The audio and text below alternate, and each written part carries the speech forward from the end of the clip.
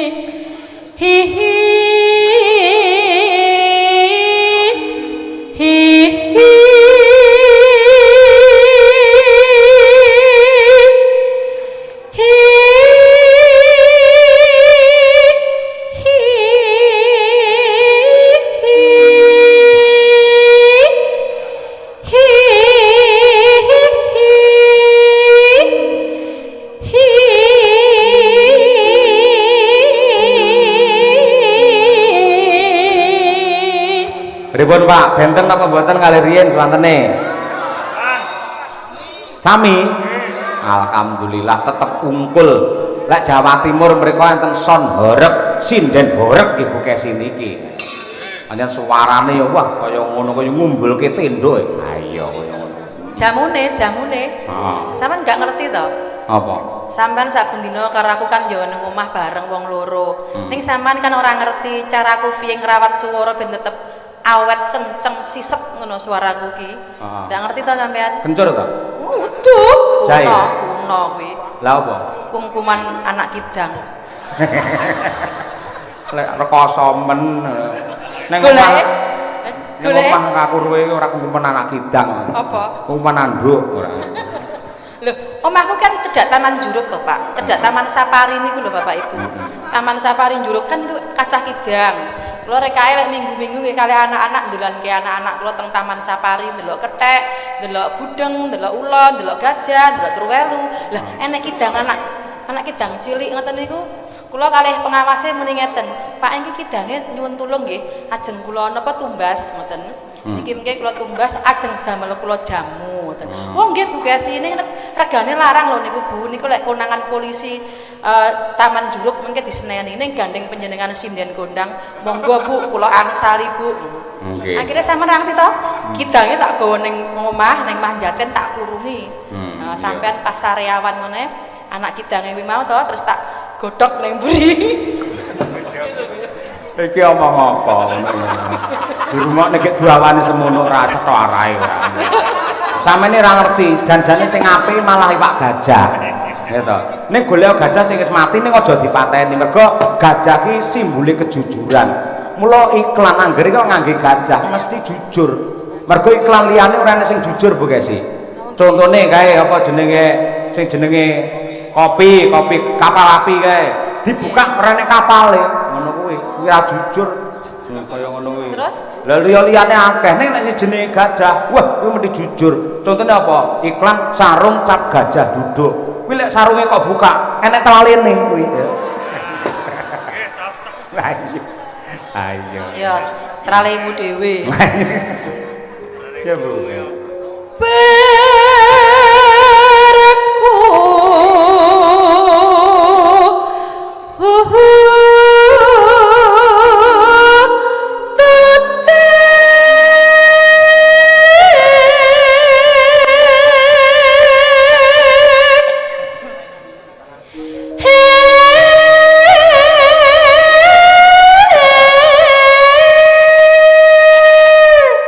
Rasa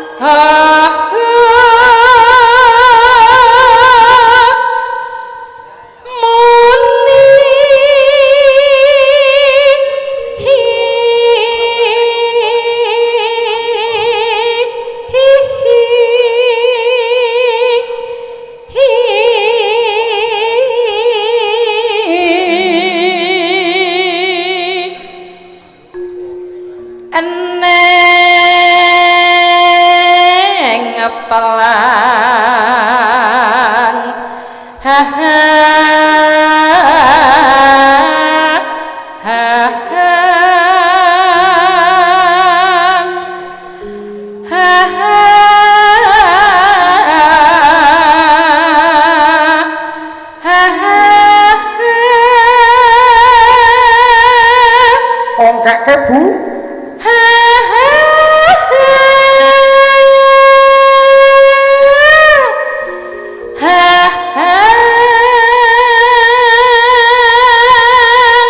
Ngono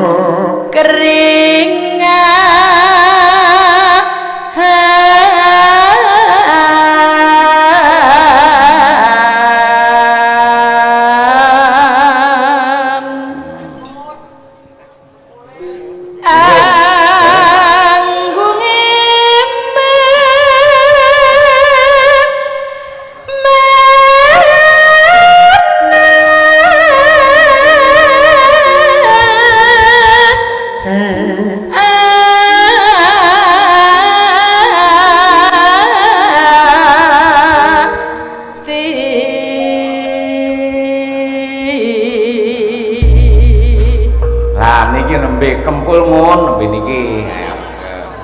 Apal iki genah penggemare Pak Nom Surata ya. Ya manggung Bu Kesi ya.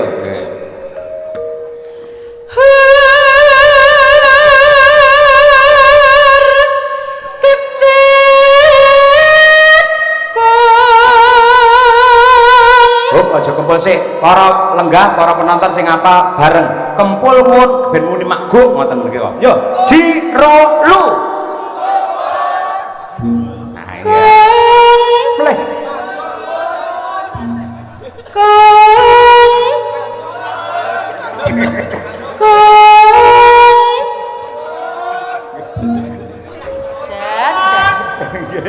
Oke, dhewe terus mangun maling ning ngono wae. Ya.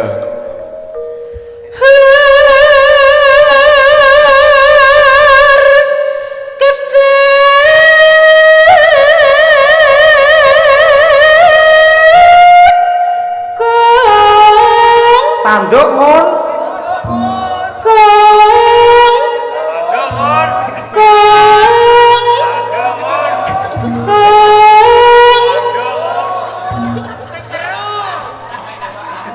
Nek tanduk terus sing enggak kuat ya aku lho, Pak.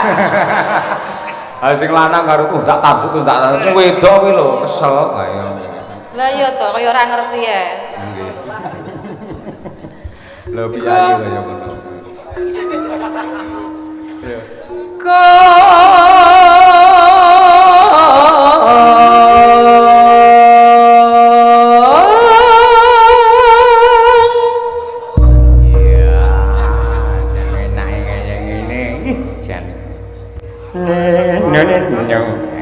Arek kaya ngene arek golek sing kaya apa to Pakmu? Aku nyapa, aku wis anteng lah, wis tenang masa balik rono neh. Yo, kaya ora kelingan wae. Yen ana bintang tamu ayu ngono kaya jaraki wae. Ngono ki asline atiku yo senut-senut lho, Pak. Loh, lek sampean atine senut-senut, aku malah seneng berarti jenengan cemburu. Mongko cemburu. Coba Winong Nawangsih. Yo, nang iki. Aja dicepot kacamata wae ngono wae. Iya. Ben ada variasi baru ngono. Berkacamata kita piye ngono lho nang. Kenapa, Pak? Heeh. Kenapa pakai kacamata piye itu piye? Loh, tegese ben enek bedane lek bendina nyawang awakmu dan awakmu ayu kan suwi enek bosene. Ning ketika pakai kacamata kan ada suasana baru ngono lho. Maksudnya. Oh iya. Paham? Iya. Ah, paham. Ini saya berdiri enggak, Pak? Ya berdiri no. Njen nom terus ya dedeke ya entuk, pawakane entuk, jarike ya apik. Ayo. Lah berdiri ya iman-iman. Kuntur Budhe Wati. Ndherekaken Budhe. Nggih sembah nuwun, nggih nggih. Mugi-mugi sehat panjang umur Budhe. Nggih. Mbak Rini matur nuwun Mbak Rini nggih. Nggih sembah nuwun. Aduh nggih. Mbah nuwun nggih ndherekaken ngantos dalem mugi-mugi lancar wilujeng mboten alangan setunggal Ndherekaken menapa. Mbak Rini. Saya ganti karyane Piyayi Tulungagung. Nah, Ki Sun Kanda Widodo. Hah? Siapa itu? Siapa itu? Loh, piye to iki? Asline Pak Sun Sahri yang KTP. Ning dadi Renorno mergo ya Piyayi kondang kaya ngono kuwi. Angger ana Ki Sun Gondrong ngene gampang. Ya, ngono kuwi coba kaya apa? Memanik. Iya. Langsung aja ya, Pak. Oke, siap. Langsung boleh.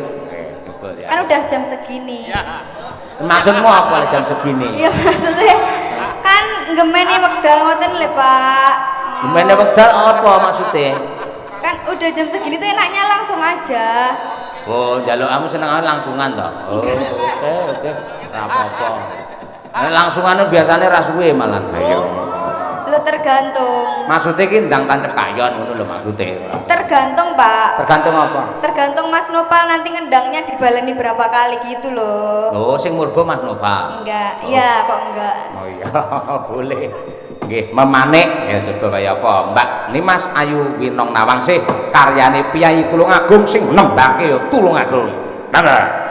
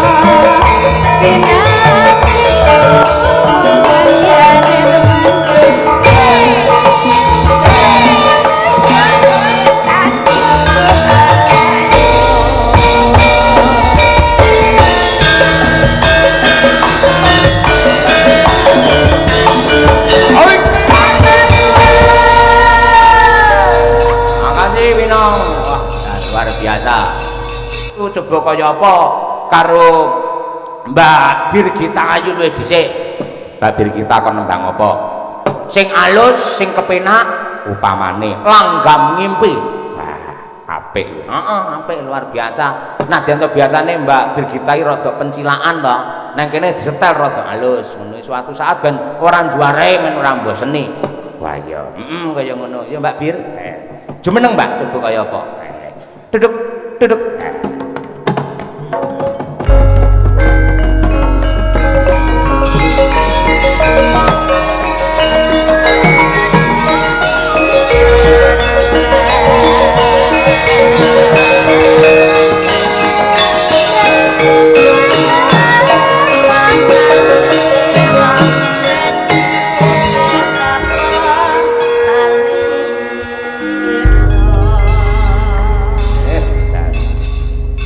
Piye Nduk, sehat ya Nduk?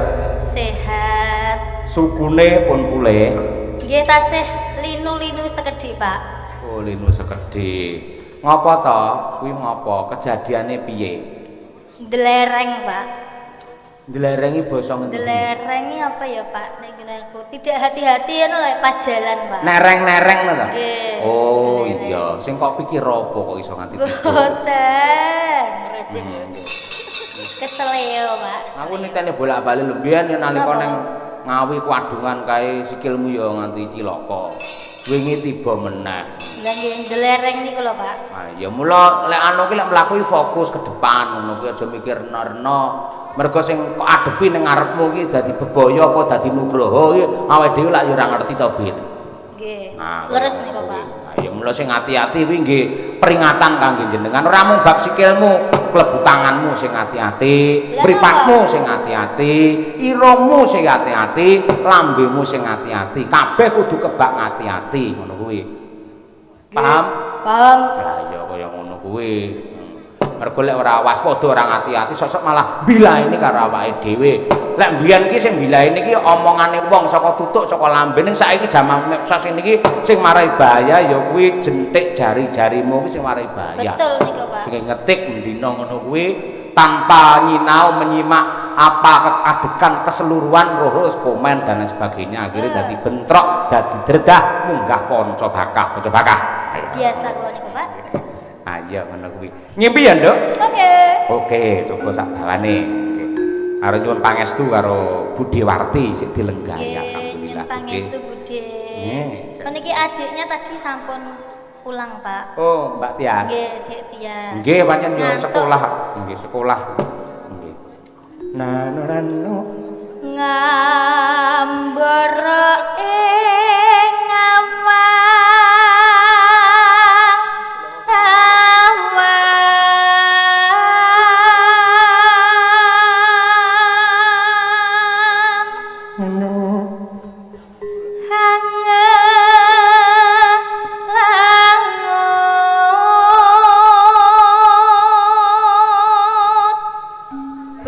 bebasan tanpa pepi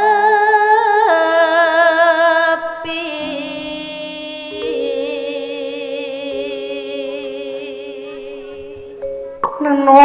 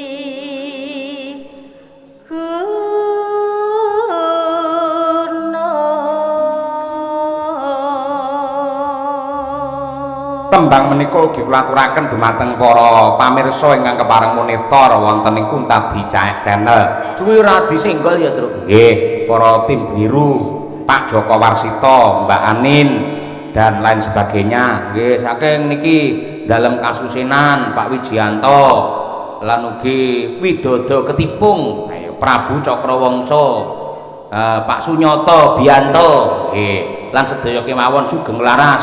Ya.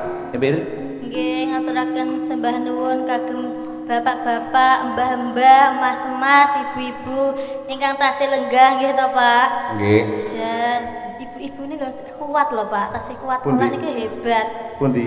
Lah niku, Pak. Mbah-mbah niku, ibu-ibu niku. Jenengan daleme mbulak ombo mriki napa pundi, Bu? Lho, mboten. Sumberan. Wakilan mriku, nggih nggih nggih. Bota-bote. Nggih. Benjing mboten masak, mboten umbah-umbah, mboten apa ngoten nggih. Nggih masak, Pak. Bablas niki mangke nggih. Mboten sare nggih. Bablasan. Ayo, wah luar biasa. Hidup wong wedok, Pak. Ah, hidup wong wedok iya. Sing pancen sing iso menghidupi wong lanang ki wong wedok. Katungkul ngumbar gagasan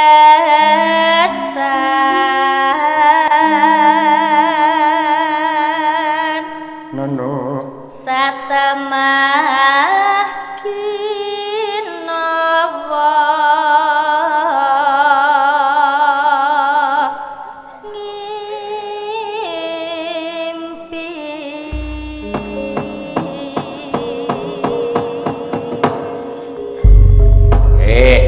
monggo Mbak Birgita sak langgamipun sing nyemek-nyemek. Ayo. Ketangos.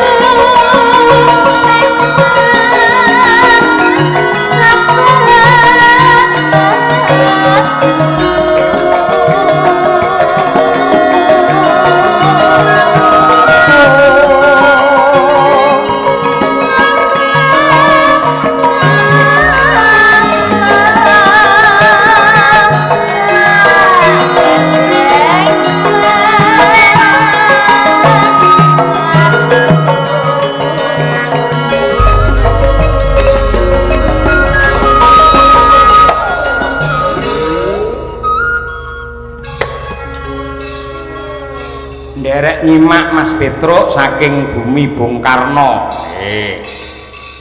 Sembah nuwun sampun paring panglipur nggih. Tertanda Ki Mujianto. Nggih. Ya, Bir.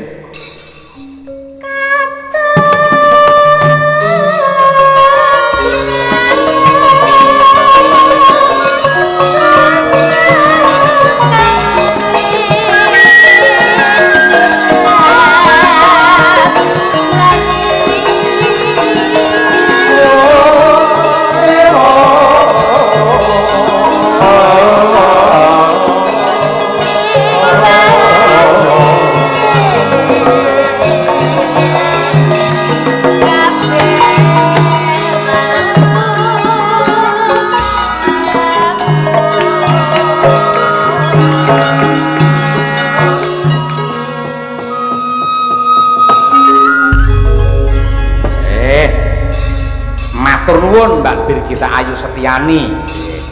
Bukan sih ada salah satu admin taksi lover ya sing simbahe nembe ulang tahun piye bukan sih cetane piye iki?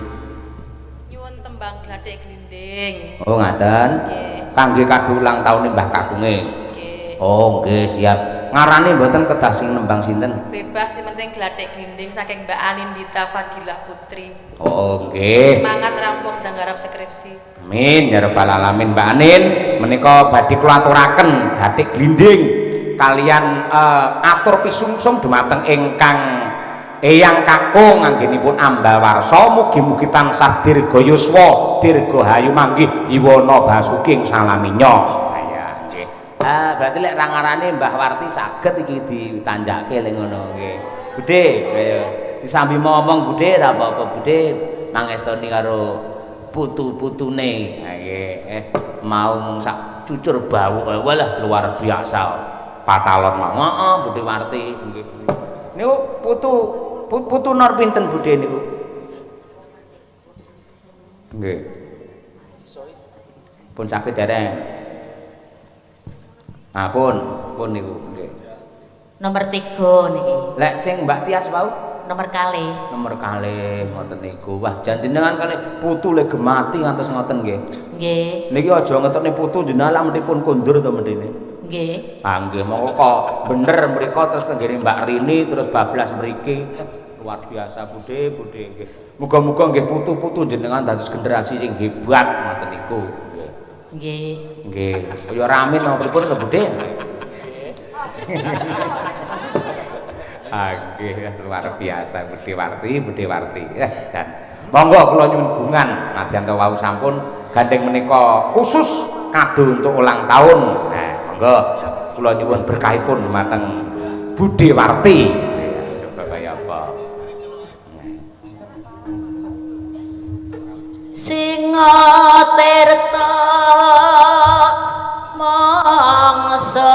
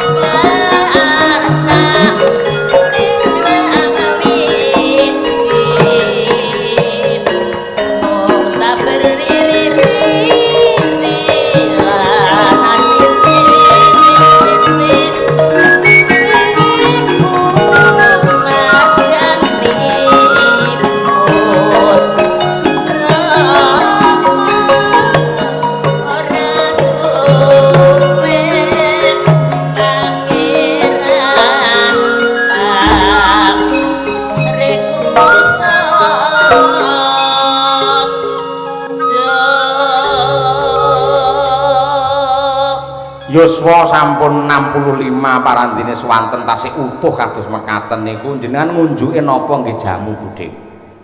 Jamu damel piyambak. Weh, damel piyambak. Napa niku? Saged mboten dipun tularaken dumateng anak-anak menika? Nggih, temulawak. Temulawak. Lawake sinten? Jogluthuk napa?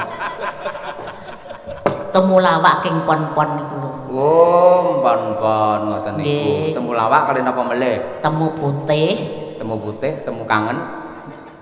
Mboten jahe merah. Jahe merah. Oh. Nggih. Kencur mboten kencur? Mboten. Kencur niku nek watuk ngeten iki dipamah. Langsung dipamah ngoten nggih. Nggih. Mboten getir, mboten pahit pripun ngoten Budhe. Nggih getir jane. Oh, jenis jamu ngendi-endi ya pahit ya Pak ya. Ayo nggih. Leres. Wah, jan le awet 65 lho to. Ayo ya ngono kuwi. Nggih. Wah, jan Budhe. Nggo Budhe. Antuk jaya ya muruhing rasa rasa mulya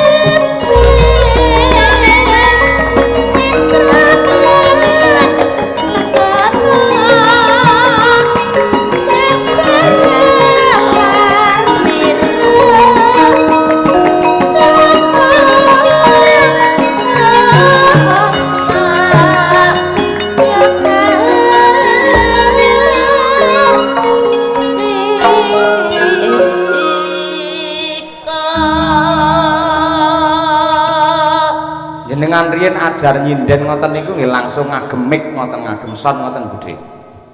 Nggih, tapi mik napa mik bathok nika. Oh, bathok sing ngeten bunder ngoten niku. Nggih. Enek tisun anu napa kacune ngoten niku. Nggih, diputer serbet amuh. Kaya dipilihne sing ngamoh ngono lho. Nggih. Wah, jaman semanten nggih ngoten niku Budhe. Tur ngangge anu nika nggih toa nika nggih dikek dhuwur ngoten niku. Nggih, ndamel tor teng dhuwur nika. Napa? Tor. Oh, jenenge nika tor to. Nggih, terus siang dek siang niku tor. Oh, layak apik wong biyen nganti tekan kula desae krungu mergo ngangge tor. Lah iya, wah, jan nggih. Ngangge tor. Ha, jan tur ngangge aki nggih Budhe riyen. Nggih. Nggih. Lah mongko ya sak anane parandene piye mbiyen ya nrimo-nrimo. Jaman blencong ngeten niki ngangge napa niku petromak ngoten niku jenengan nggih nate pirsa riyen. Nggih, lampu petromak ngoten nika. Oh nggih. Dadi anggere lekas enteke dipompa meleh ngoten nggih. Nggih, kita kesel, ayo kompo neh, kompo, cengkik ngoten. Terus padang meleh ya Budhe ya. Nggih. Nah, nggih ngoten niku riyen. Jan elok. Lho, Dik. Kebiar Sreko manyet ya